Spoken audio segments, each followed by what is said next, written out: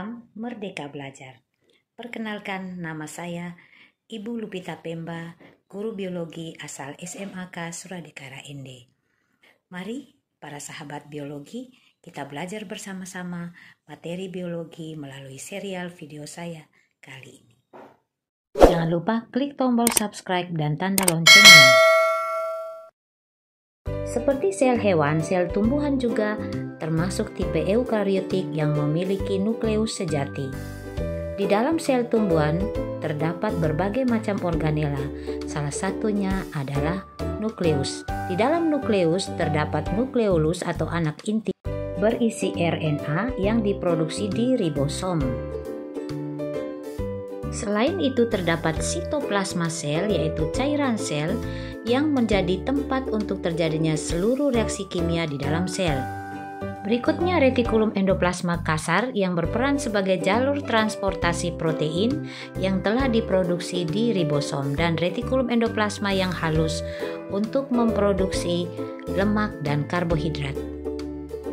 Organela penting selanjutnya adalah badan Golgi yang berperan dalam proses sekresi dan ekskresi sel dan juga merupakan tempat pengemasan protein. Berikutnya adalah mitokondria yang berfungsi sebagai tempat untuk membuat energi atau pabrik energi untuk mensuplai semua kebutuhan aktivitas hidup di dalam sel. Selanjutnya membran sel sebagai tempat transportasi seluler yang kemudian bagian luarnya dibatasi oleh dinding sel.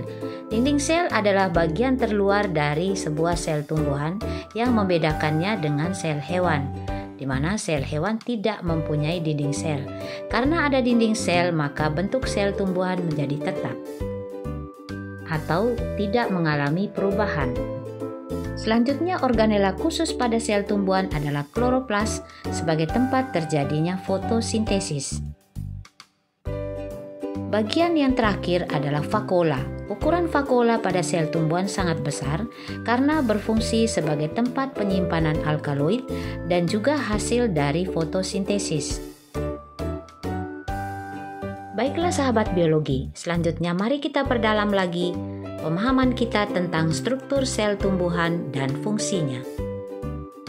Berdasarkan gambar sel tumbuhan di samping, bagian yang bernomor 1 adalah nukleus yang berfungsi sebagai pusat pengendali seluruh aktivitas kehidupan yang terjadi di dalam sel.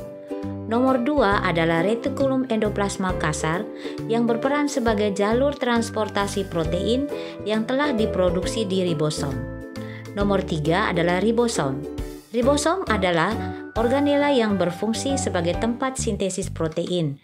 Adapun protein yang diproduksi di ribosom dalam bentuk enzim, hormon, dan antibodi.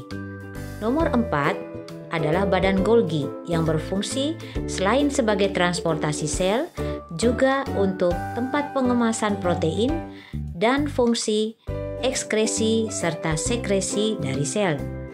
Nomor 5 adalah mitokondria. Mitokondria berperan sebagai pabrik pembentukan energi atau pabrik pembuatan energi. Selanjutnya nomor 6 adalah vakuola. Ukuran vakuola pada sel tumbuhan sangat besar karena berfungsi sebagai tempat penyimpanan alkaloid dan juga hasil dari fotosintesis.